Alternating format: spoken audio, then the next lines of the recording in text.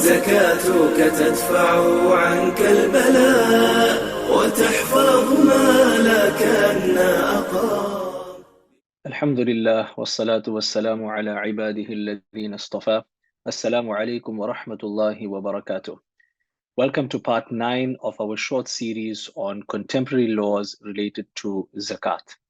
We continue with zakatable assets, and today we will be looking at the Zakat implications of crypto assets. Now, in order for us to understand the Zakat implications of crypto assets, we just need to have a little bit of an understanding of the Sharia perspective of crypto as a whole.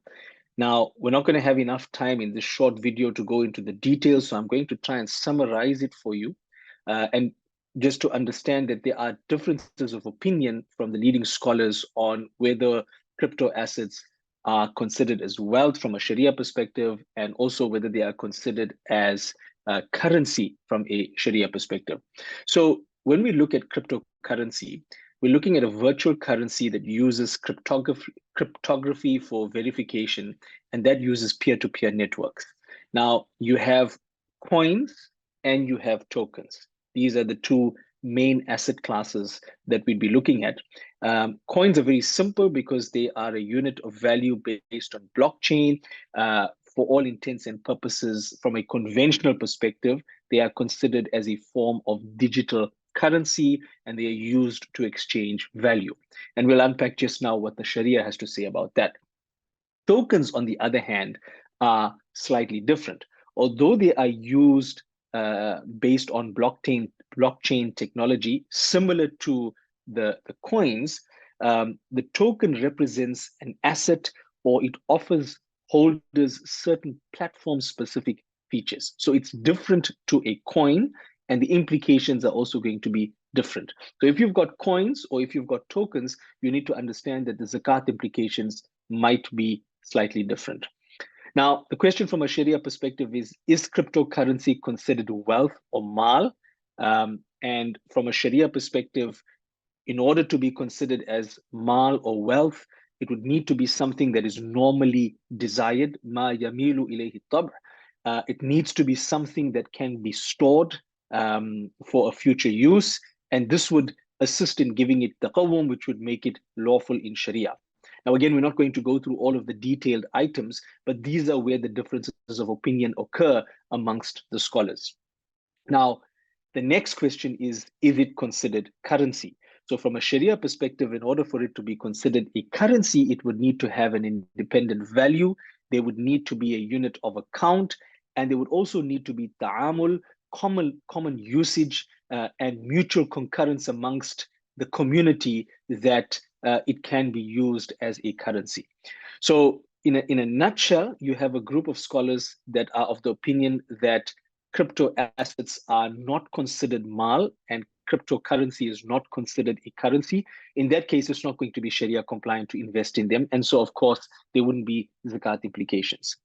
The second is that it could be considered mal, meaning it could be considered wealth, but it would not be considered a currency. And the third is that it would be considered wealth and a currency. So, of course, it now would depend on where you or who you would be following in terms of whether you invest in it or not. What would be the Zakat implications, assuming that it was wealth and currency? This is where you have a difference between coins and tokens. If we look at a coin and we say that it is currency, then it would be zakatable. So you would calculate the value. You may need to translate it into the local currency that you're calculating your zakat on, because it's very unlikely that you would discharge the zakat in the Bitcoin itself. So you would, or the cryptocurrency itself. So you would convert it to your currency, and you would do this on your zakat date based on the price of that cryptocurrency on that date, and 2.5% of that would be zakatable. Of course, if it's not mal nor currency, then it would not be zakatable. But of course, in that case, you shouldn't be investing in it anyways. Now, when we look at tokens, tokens are not currency. So not all tokens, even though they may be Sharia compliant, would necessarily be zakatable. You might have work and utility tokens, or certain asset and equity tokens that you would have that would not necessarily be zakatable because they represent some form of underlying asset, or they represent some form of underlying right, like a work or utility token, and that underlying asset or right is not zakatable.